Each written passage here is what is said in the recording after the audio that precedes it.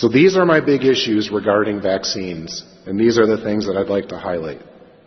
Number one, there is no education in medical schools that I am aware of, and being an educator at the Cleveland Clinic Lerner College of Medicine and Case Western Reserve University, I am not aware of education around vaccines, their contents, safety records, informed consent, or the Vaccine Injury Compensation Program.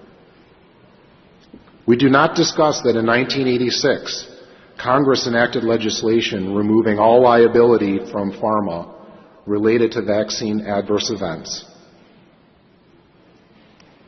What are we taught about vaccines? We are taught to memorize the vaccine schedule.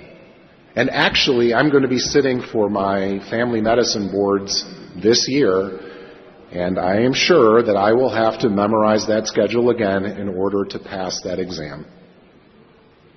We don't discuss that almost $4 billion with a B has been paid to vaccine-injured patients since 1992.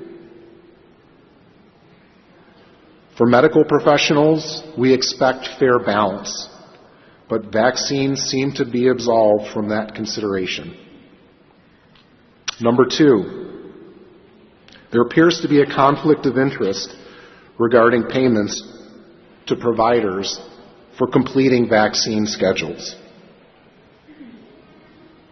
And a corollary to that, which would be number three, patients are being dismissed from practices because of, quote unquote, vaccine safety concerns. If you bring up a question about a vaccine and you decide not to vaccinate your child, you may be at risk of being terminated from that practice. Absolutely deplorable and disgusting. Number four, and again to the Bailey family, I'm really sorry, but employers are forcing employees to receive the flu vaccine or face corrective action or job loss. And the fact that your dad was 6 months from retiring is... Number five, there's a lack of informed consent, and I was one of those providers who didn't provide safety sheets before vaccinating. I would tell the parents, these are the vaccines today. We're going to give you 3 vaccines in one leg and 2 in the other. And then after vaccinating either the child or the adult patient, here's your information sheet. And again, to be completely transparent with you, I had no idea that there was even a mention of the compensation program or a telephone number to call. Absolutely deplorable on my part, and I apologize to my patients.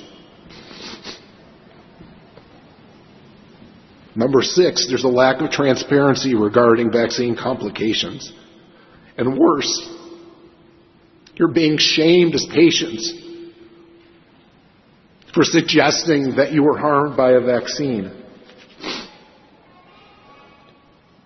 If I see a patient in the office and diagnose strep throat and give them penicillin, and either the mom or the patient themselves calls and tells me that they developed a rash, there is zero question.